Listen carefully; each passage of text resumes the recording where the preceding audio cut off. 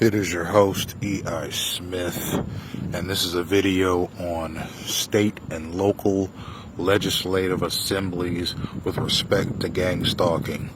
Similar to the federal government, states in the union have budgets and bills that they have to pass.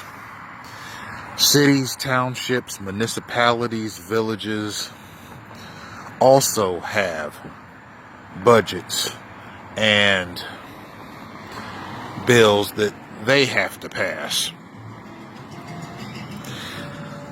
Now, at the city level, it's mostly ordinances and so forth.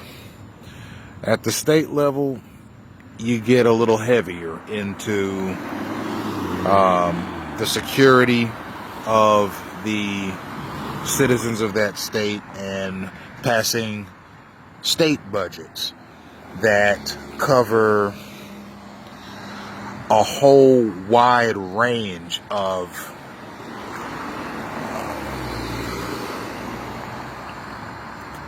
societal necessities, infrastructure, education,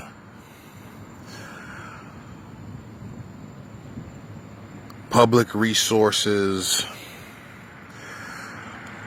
law enforcement, and semi-law enforcement, which is basically put into the same basket as law enforcement with respect to budgets and bills and so forth.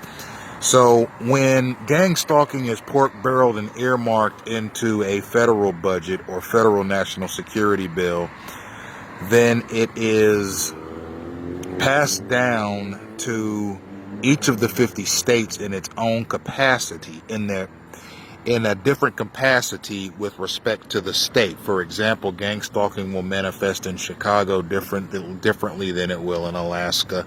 It'll manifest in Hawaii differently than it will in Georgia. It'll manifest differently in California than it will in Florida, etc.